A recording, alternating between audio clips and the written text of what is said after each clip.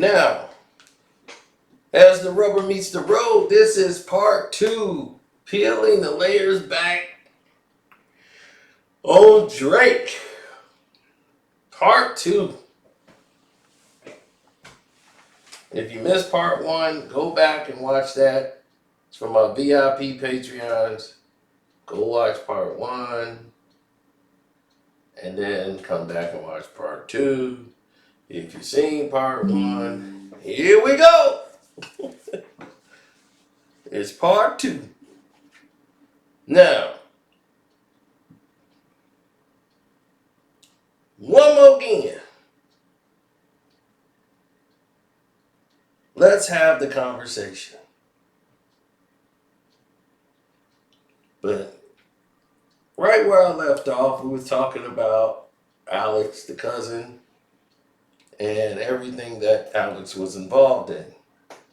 And how Drake's other family, his other cousins, decided they were going to stay and not go to leave the country. They wanted to stay there.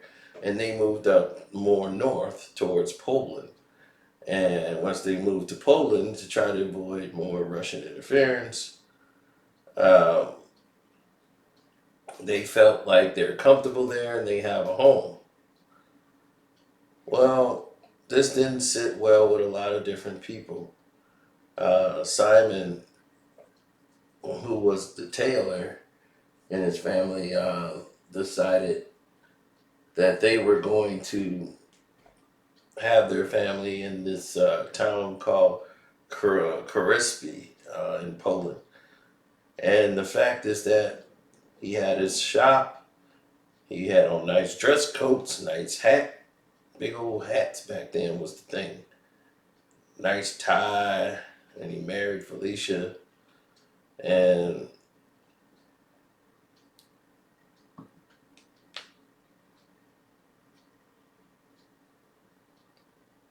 there were, I think it was six of them.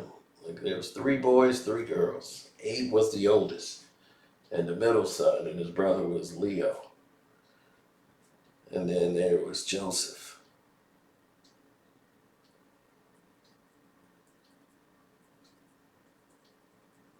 And they had Freda was the baby girl, and it was Manya and Leia. And they decided to live in Poland and stay up there and not go to Canada and flee the country. That was Simon and his wife's decision, Felicia, that they would stay behind. Now, as these things came to play out, Alex and the people that was in his family decided to infiltrate, like we talked about the cuckoo bird. But Moore's story was so intriguing because it said in one instance that his children were deceased and they had passed away. That wasn't true.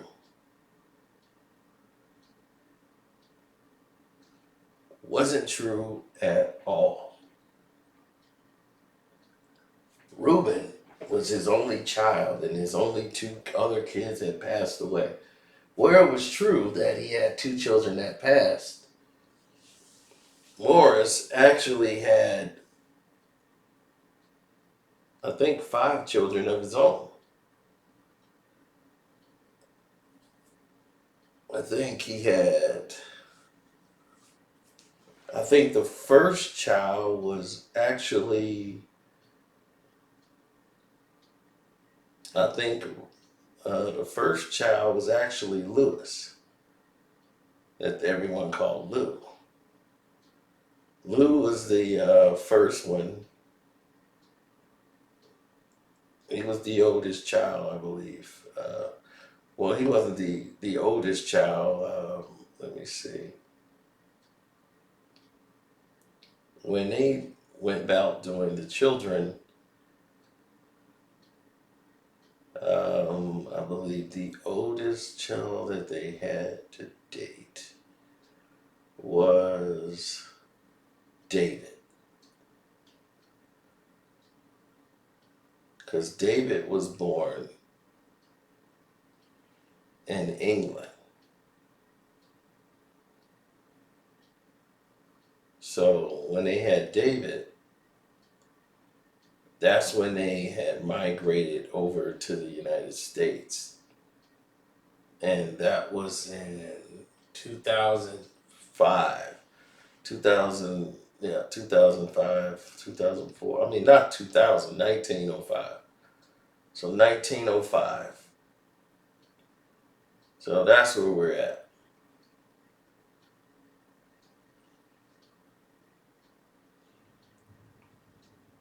So it was Anne, Mary, David, and Lou. And Lou,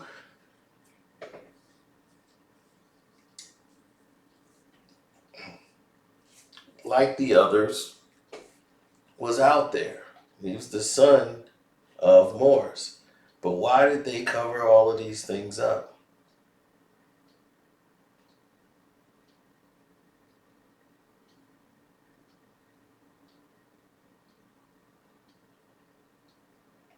Why didn't they mention anything about Lou?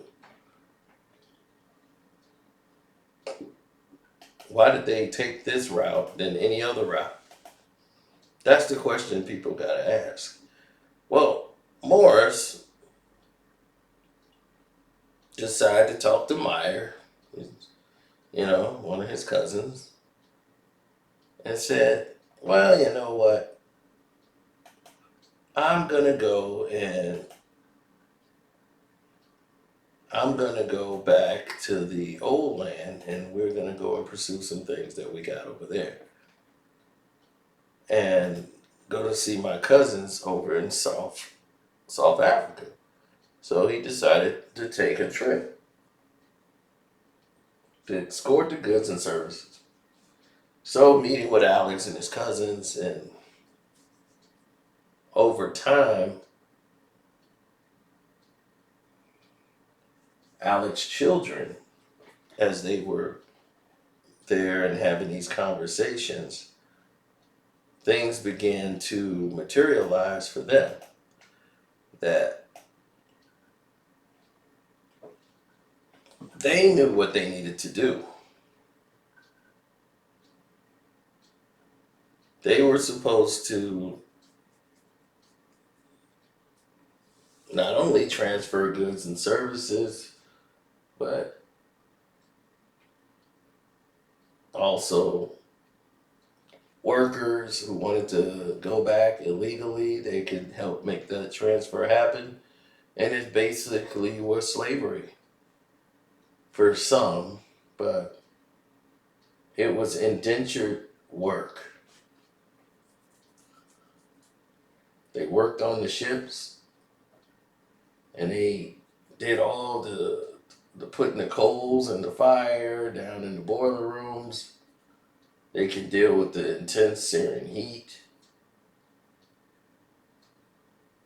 And a lot of them made their way from the tropical islands, from Madagascar, from the Cape Town, all the way to Canada because they worked on the ships and was given passage.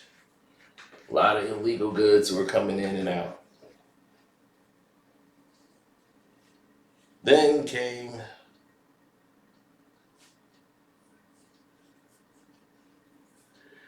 all the way into Pakistan. You start seeing the five Sher brothers, whose descendants of Drake, all cousins of Drake. Now, these five brothers were at a family event in a village, and this family was known throughout all of Pakistan, the five brothers. Now, everyone would say they're Indian.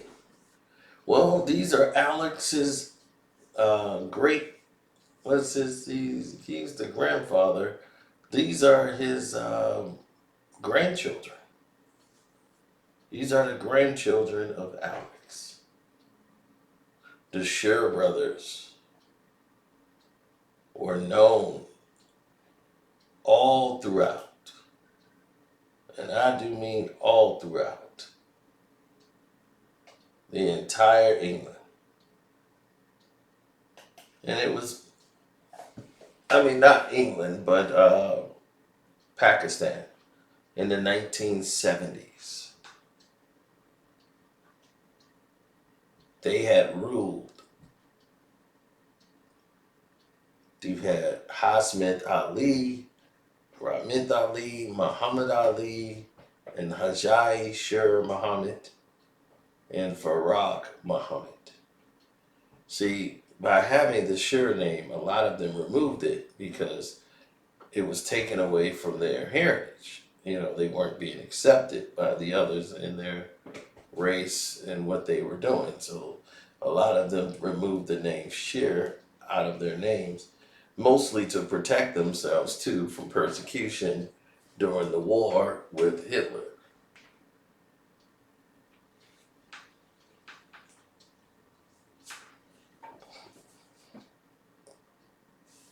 But the Sher brothers, well,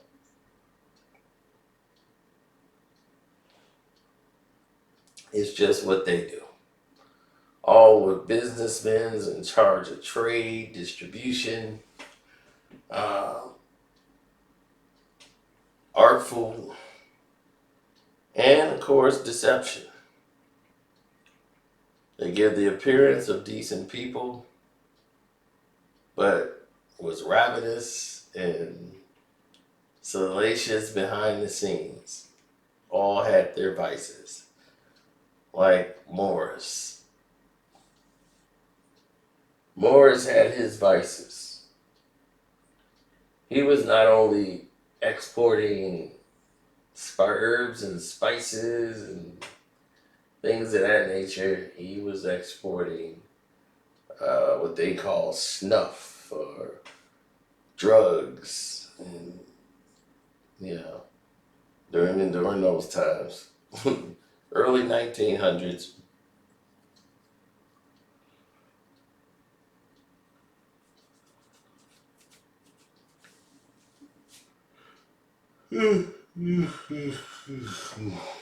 Bringing over those items was huge. It was good for the business. It's good for the people involved, and it made for great debate of trading goods after the war. After the war with Hitler, the banks were settled, monies were settled up, and people were being financed to stay in power. It's like if you take care of Israel, Israel will take care of you. So the people in the Cape Town were not happy with how they were being abused by the visitors who came there, pretended to be friendly, and just like those who came and enslaved them, they thought it would be such a fun idea to just do what they want to do, as if they own the place, which they did not. Instead of trading goods and services, they decided it would be better and easier to just steal them.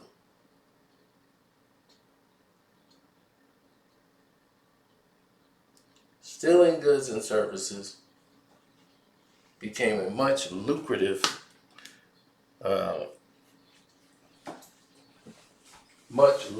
deal for them. So as they proceed to go down the road of stealing goods, then using those same stolen goods that they were masking to import them over to Canada and other places, Morris was building his empire. Morris was always good with tailoring. He could write. And soon wrote his wife a letter saying that he was going to be out for a while and didn't know when he was going to return. Morris decided, I'm going to take a trip and I'm going to go to, where did they go? New Zealand. He wanted to go there with his cousin Maya. Morris wasn't seen for a couple of years, but the family was taken care of due to the businesses that he had in place. Then he began to incorporate himself as he ran into the Nazis during that era and time, which led him to return back to Ontario, Canada. Better off Toronto. Now, what happened while he was in New Zealand, no one will ever know. You won't find any record. Believe me, just getting that much information was quite something. Hitler was quite disgusted with them having wealth and power and decided enough of this. And he decided to take what he felt should have been rightfully his. So as he decided to take and take and take, no one stood in his way. No one told him he was wrong. No one said, hey, why are you doing this? It became, well, he's in the right. Or what he's doing is pretty righteous. Let him. He should continue to do what he's doing. No one ever told him what he's doing is wrong.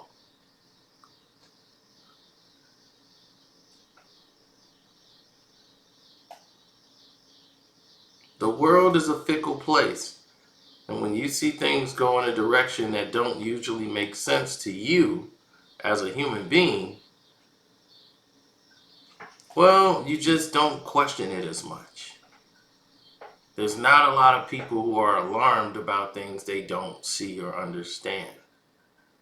People are only alarmed when things that they don't know as the everyday show up.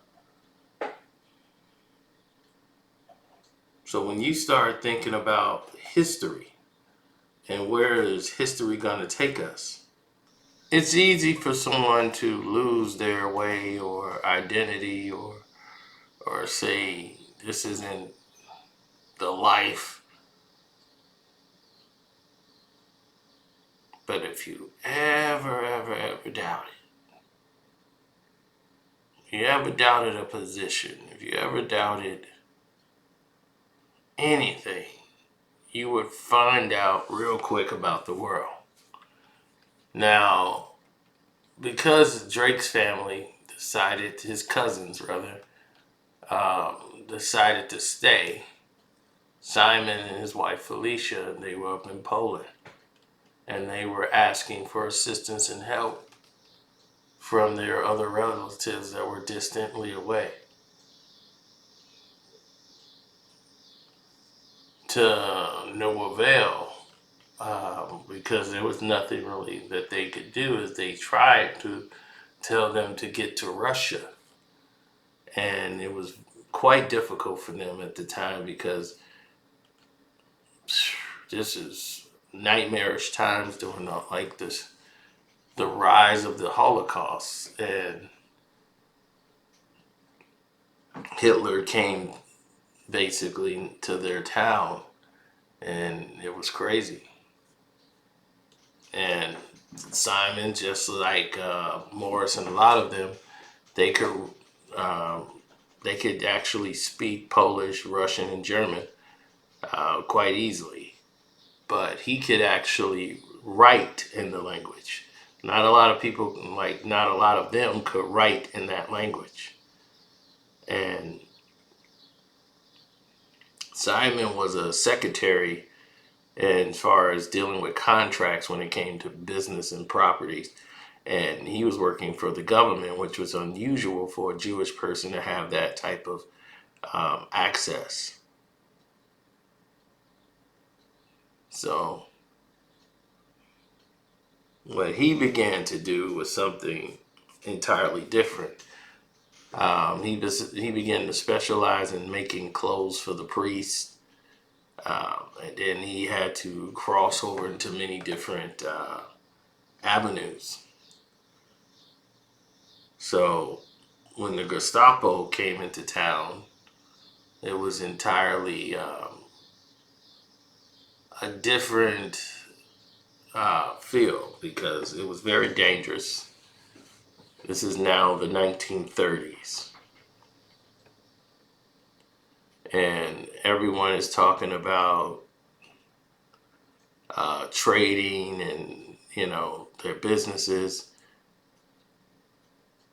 And the family began to move to a new town. The German army came there and put the people in the streets from ages 15 to 80, put them in a market.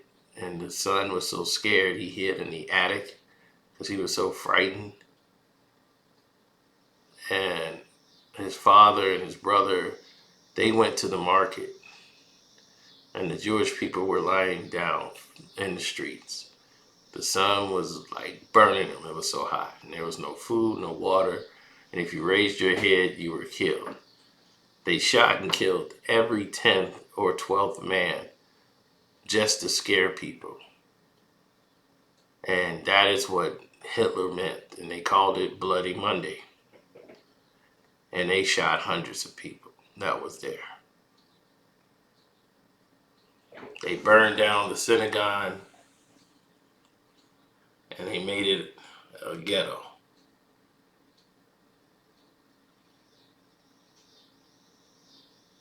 They had to wear a yellow star with a yellow armband. They were ashamed, but they had no choice. So they made them feel like the way a dog would feel. So the rich Jews were responsible for the community. That's what they called them, a Judenrat. And they had to do all the dirty work for the Germans. They had to shovel snow, clean horses, shine boots, dig ditches. And the Blitz family, who was Jewish, decided that they were going to go and get in the border to Russia so they can get in contact with their other relatives, other Shira family that they have that's in Russia and Kosovo. And they have other family that's also from Canada, and some has made the trip to America. And they wanted to go there. Morris, who's aware of the situation, but was surprised that they could not get into Russia because he wanted to help them escape. The Russians saw what was happening when all of the Jewish people kept pretending they wanted to come in for work, and they were letting them in, and they had to put up borders and protect them and saying, no, even though they had signs saying we want to go to work, that did no good. They had basically closed it off because too many Jewish people were fleeing into Russia. So Hitler was building this highway, and he needed some workers to come over there and do it, ages 20 to 30. So the town that his family was in had to give up one man. So his older brother went. His younger brother wasn't 20 yet. And Leo was afraid for him because all of these people were little, but Leo was the strongest in the family. And he asked if he could take my place. But the parents wouldn't let him go. As they were screaming. And Simon and him was like, I can't believe it. No, not Leo. You cannot imagine what the mother went through. You know, they put him in like the cattle cars and took them to Lubbock. And when they got to Lubbock, only like 3 people survived.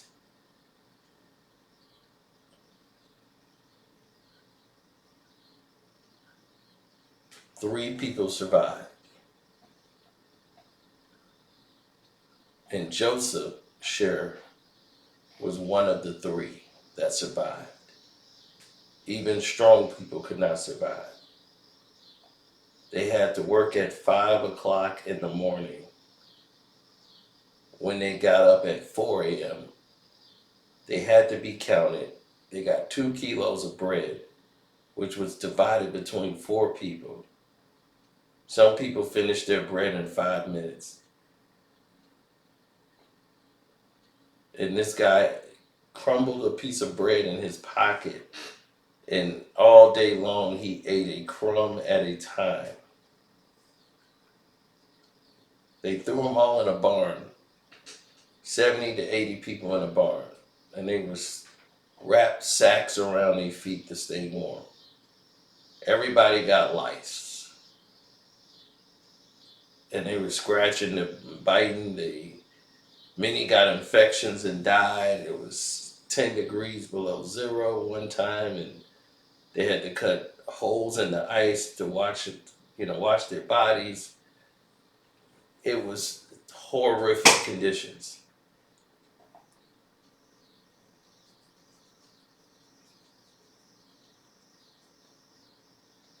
And most of them got diarrhea from bad food, and everybody was just living from moment to moment till you didn't care one way or another if you lived or died. That's how horrible it was. And Joseph Scherer, their cousin, was enduring all of this.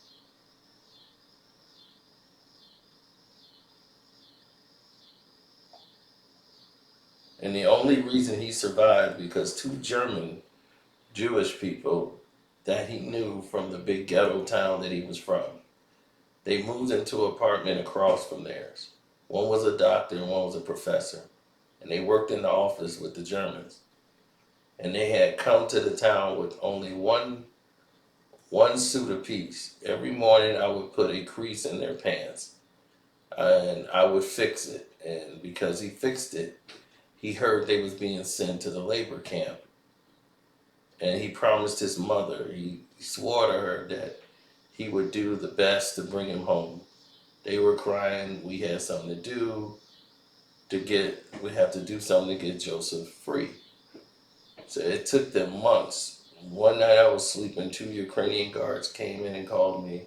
I thought they were going to shoot me. Instead, they took me to the infirmary. I was put in bandages up to my neck.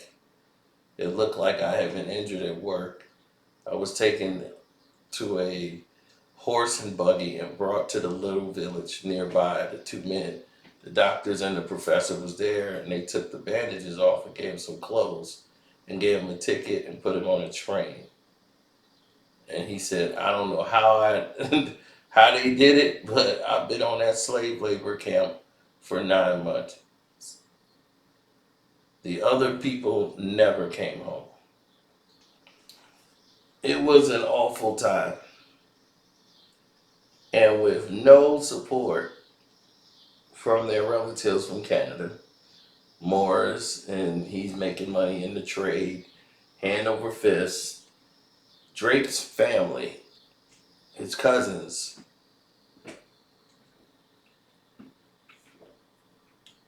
they're suffering. They're suffering. His cousins are going through it. as the years go by, right? Simon's son Joseph is falling to pieces. He's ill, and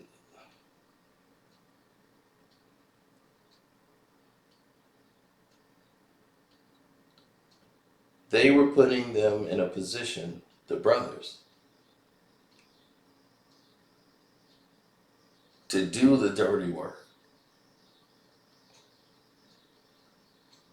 of the Germans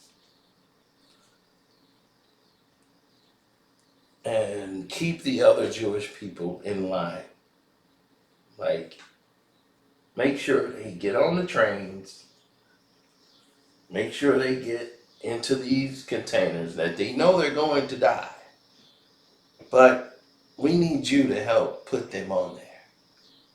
Psychologically, it was damaging, very damning, insulting, and it's just horrific to put another human being through such torture. In September of 42,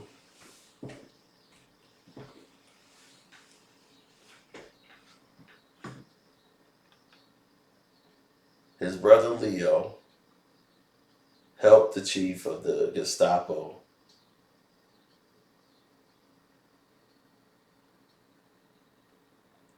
they got him to be what they called a Judenrat.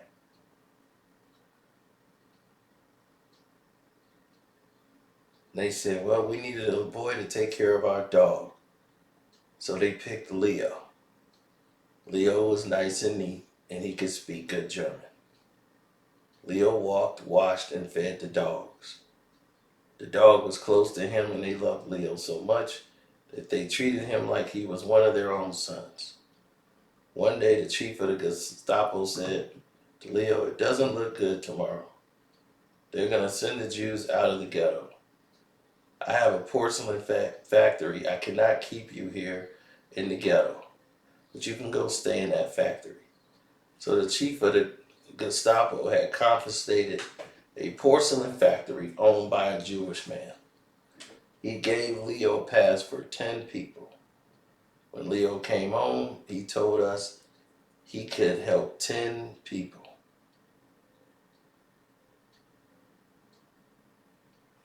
And the mom said, you are young boys, you go. You got a chance, save your lives. Maybe you could help us later. Everybody's crying. It was our last goodbye.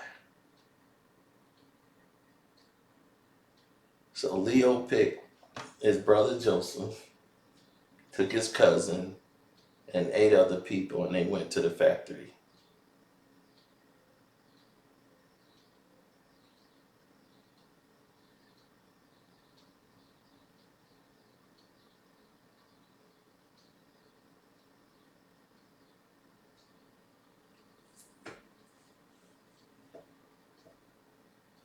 So, as they all were in the factory, they climbed up in the evening in a tree. They looked out at the town. They saw the city was dark. The ghetto was lit up. They used searchlights to light up the ghetto and the deportations. In the factory, their job was to go barefoot and dance all night long in the swimming pools with cold water and clay. This would soften up the clay.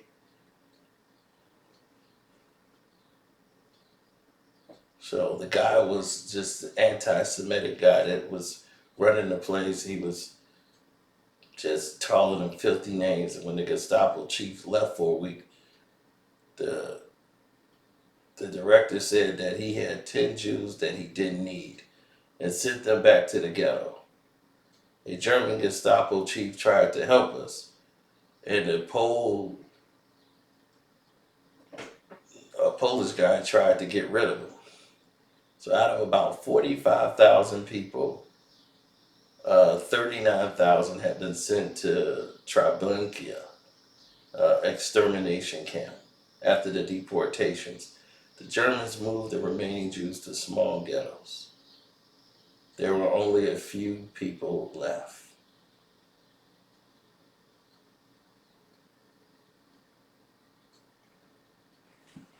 His mother was gone. His sisters weren't there. Joseph had just gotten married. He didn't know where his wife was.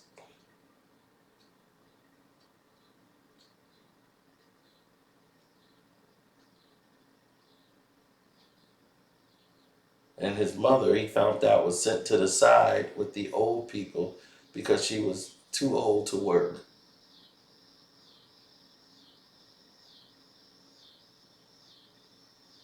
But meanwhile, all of his rich family outside of the country who are living prosperous lives are trying to help, but they cannot.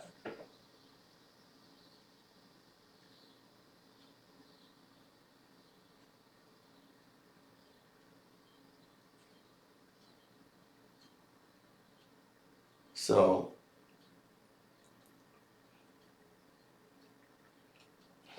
his two sisters, one was 16, one was 18, was put to the side with the young people who were going to go to work. Well, the sisters decided they couldn't let their mother go alone. They chose to join her. His oldest sister had a baby, like most mothers, she went with her child. They did not know that they were going to be killed.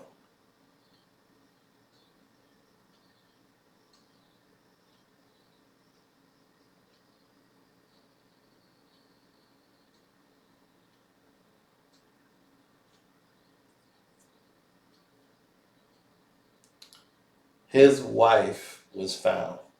Um, Someone in the town found his wife, and from there, they lived in a small ghetto. Meyer, who was working ship docks during this time, Morris was still doing his activities of, whatever it is that came to his mind that he wanted to do. And he was scared to travel the world, and everyone was not knowing what was going to happen, as Hitler was a bit of a tyrant, as many would say. So as this starts to play out, more and more you start to see that maybe this isn't a good idea.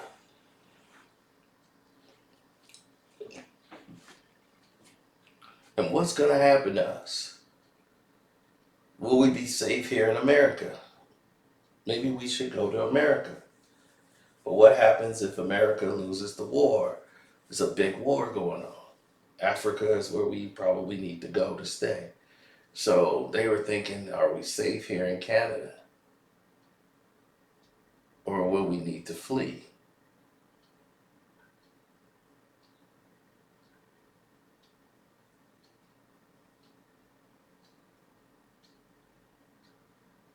So, it's just what it is right now. It's a very difficult time and different for everybody involved. So, it's up to you.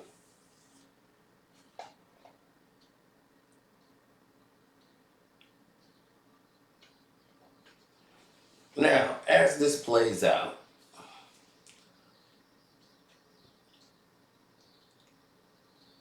Morris is actually importing and exporting with his cousin Morris and Meyer, both of them plotting with Alex to do what they were doing, um, transporting goods and services, whether they were stolen or belonged to them personally. They went and did what they normally do. They incorporated the business. So now he has a goods store and supply store, and he was opening up many different ones. Um, his children were taught in different ways. They were in school. They grew up in a community that was predominantly Jewish in Ontario, Canada, and they decided to move from there. While Joseph and his wife and family decided that they were going to move on and escape and get out of there because it's just way too dangerous.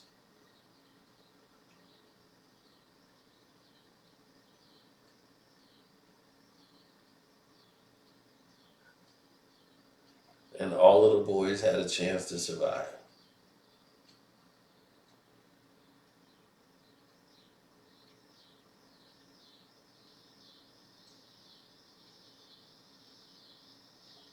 So while the war was going on, they tried to organize an underground fighting organization that didn't work. His wife's brother-in-law was supposed to go over the wires. They saw him hanging on the barbed wires with his legs inside and halfway outside.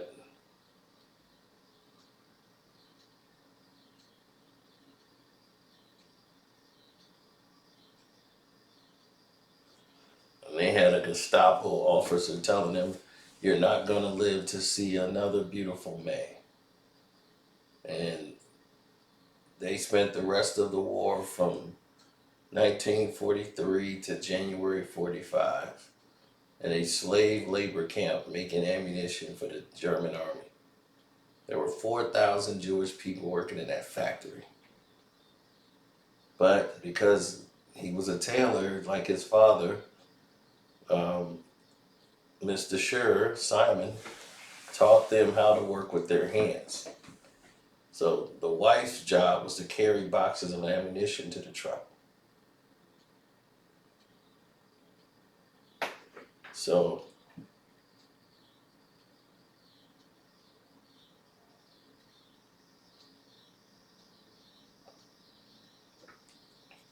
the women whose job was to fill the shells when they turn yellow from the powder they breathed in,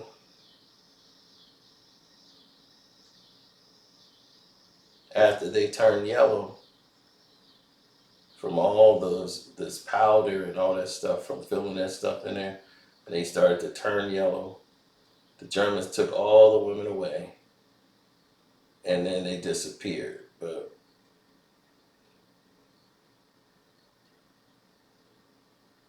But we knew where they all went. They took them to the cemetery and just shot them there.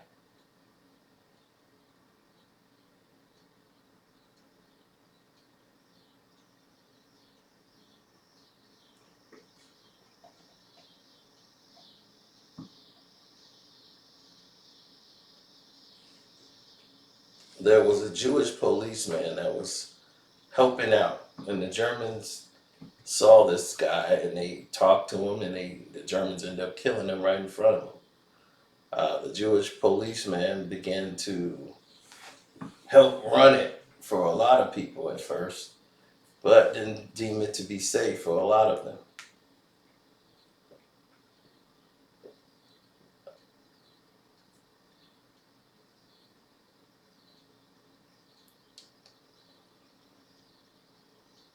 In January, I think 45, the Russian army came near the camp. The Germans left, and the Russians came in and said that they were free and left. And they were all by themselves for the first time. So, 1945 in January, that's when they were free. And then at 2 in the afternoon, the Germans came back, but they were acting different. They pleaded with them. The Russians are going to kill you because you have been manufacturing bullets to shoot them. They're going to kill all of you. Come, we're going to save you. So a train came with cattle cars to the factory. You had to walk over to the bridge. So they went over to the bridge. They never done that before. They said we told them we were afraid and it was a mine that's over there, and they wouldn't allow. And they said we would not allow ourselves to be killed by the mine. The German came back and he picked up his wife by the collar and carried her across the bridge and back again to show that it was safe. Most of the people went with them in the cattle cars. And him and his wife and a group of 90 people, and a man said, "Don't go with them. They're going to kill us." That is what Hitler promised. This man was an officer in the Polish army. A Jew said if Hitler was going to lose the war at 12 o'clock, he's going to kill all of us at 11 o'clock. He was talking sense, and he said, we believed him. The train got full, and we went away and never came back. So,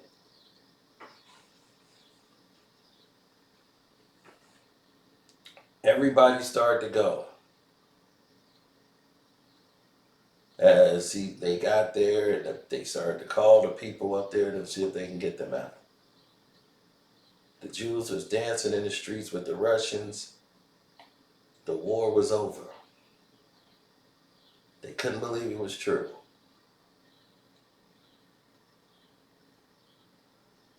And when they got back into the town, he saw his wife, his brother Abe, and his wife. They took a room in a building that had been a German building, like a German building. The Russians captains, and one of them with 6 people they said the Jews are out of the concentration camps. The captains came there, made them do what they wanted to do, sleep on the floor, and all this stuff. They had to get new underwear, all these things, and people were so hungry. And meanwhile, back in Canada, they're thinking, our family is going to help us from abroad. Morris, it was of no concern. Morris didn't deem it important to look back and help. Morris kind of felt like they're okay. So Julia's concerned because she's keeping up with his side of the family.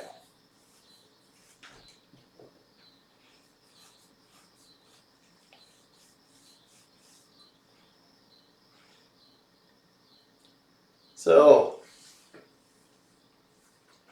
it's just something that he didn't really care too much about. Just didn't care. Morris was a self-centered man. He cared about his wife and kids and put businesses up in his name, but he was more power driven than anything. And trying to go out and acquire more was Morris's. That was mostly his MO.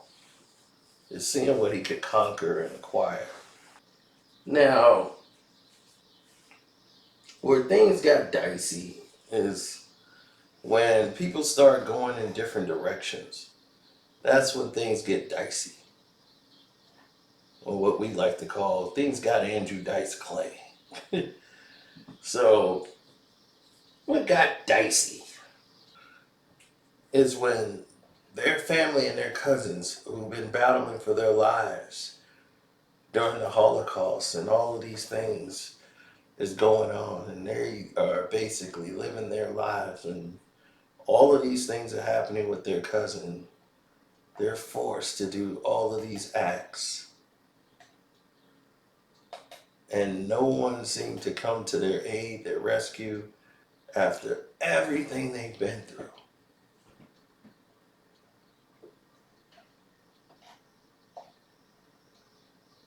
Everything that's transpired. Your family. And you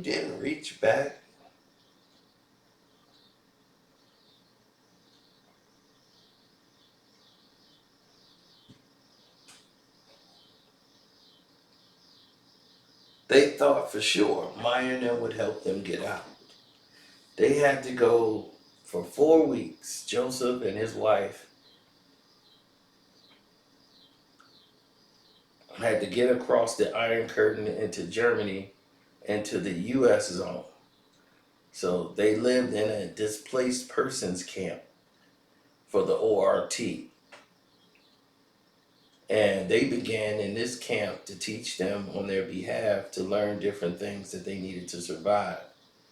Now, his wife, she had an aunt in the United States that used to write her. She was in a place called New Orleans.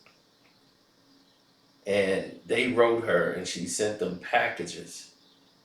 And they had our first child while in Germany. And then in 49, they saved up and they went to the United States by ship.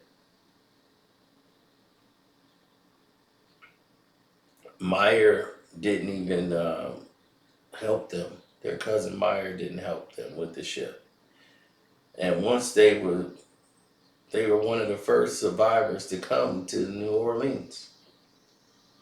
And it was March and the weather was rough. The boat went up and down. Most of the women were seasick. My wife was so sick that she was in the sick bay for like 10 days. And at that time, everybody used cloth diapers. So their child was 11 months old and there was nowhere to wash the diaper. So they emptied it out a suitcase and put them inside there. He said he had plenty of diapers. When they got to New Orleans, they had to go through customs. They wanted to open the suitcase. I was ashamed. The smell would be terrible. I thought that if I opened it, it would send me back to Europe. I couldn't speak English. I tell them my reason, and a member of the Jewish Federation came over so she could speak good Yiddish. I told her that my wife was sick and I had to put all the dirty diapers in the suitcase. And when she explained it to them, they laughed and let it go. So when they got to the dock, a reporter from the newspaper wrote up their story and started talking to them. They could not read English, but they asked them about the situation. And for years, people said, if Hitler did not get you over there, we're going to get you here. When there was a Nazi march in New Orleans, the survivors got together and formed a group called the New American Social Club and stayed organized all these years.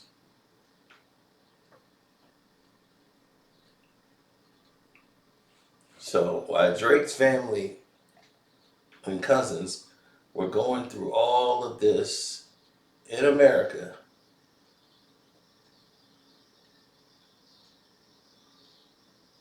in Russia, they had no help.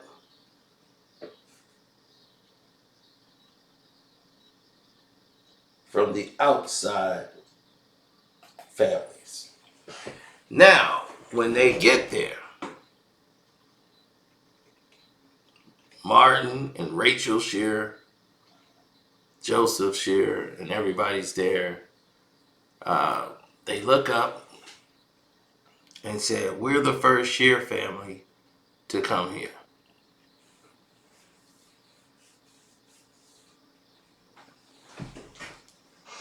Because we were the Holocaust survivors.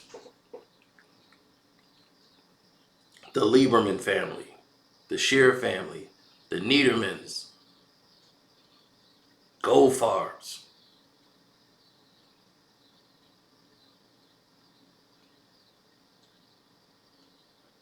and many more. Once again, with no support.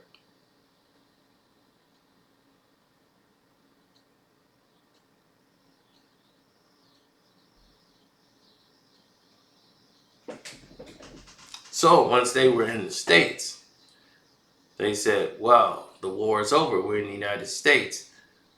then that's when Morris, in his infamous ways, in his imperious moments of just complete admirations of, uh,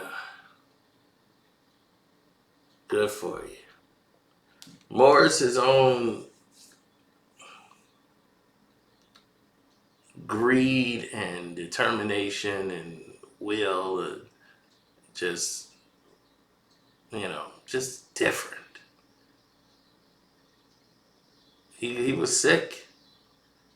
He was sick and ill and was an old man at this point and was having to sit down now. So by 1957, he was basically not really around. The kids, they're running everything, and Ruben is the one he was talking to the most, him and Lou. He said, look, David knows what to do. He's in charge. Listen to David. And David was basically the father, more than Morris. Morris was just stuck in his ways.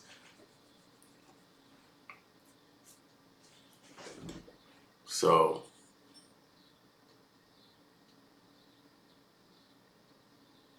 yeah. And as Morris passed away um, in like 61, his cousins over there, Anthony and the rest of those guys, they flourished. Alex and the rest of them, they flourished. But then things started to grow a little crazy because Ruben, he met a woman he fell in love with while in Canada.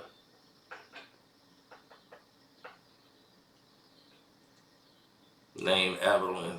So they fell in love and got married.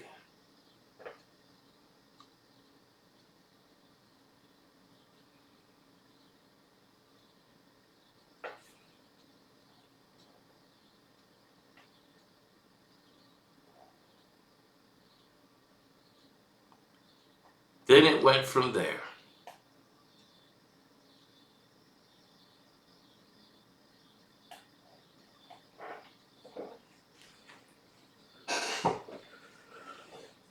Because now Morris got all of his family here, his wife's family's here. So all of his cousins is all in Canada now. It's a lot of them here. They have a community. Morris was set. He had money set up for his family. So Ruben followed pretty much in the family footsteps. Ruben, good with his hands, began to build and keep his business running as he made strollers for children. And he was just determined to be that figure for his sons. And in part three, we're going to go more into Ruben's life. And Ruben, and what does this mean to Drake? Who are these people? Morris is his great grandfather. Ruben Shear, who's one of the sons, Ruben is his grandfather. Evelyn Shear is his grandmother. And now we came all the way up this family tree to get to this point here. It showed that even with the riches and the greed, Morris would not even reach back to try to help bring over his family members out of the Holocaust, even with all the money he had.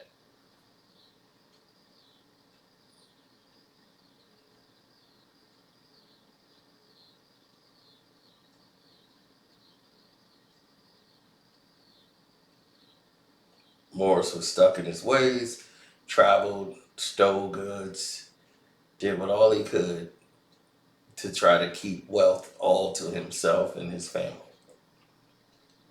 his immediate family. Ruben was the entire opposite. Ruben was I'm more quiet and reserved, but it was a little bit different. But we're going to get into that in part three. But I wanted to flush all this out so you guys could be more caught up with what those situations look like. I'm out.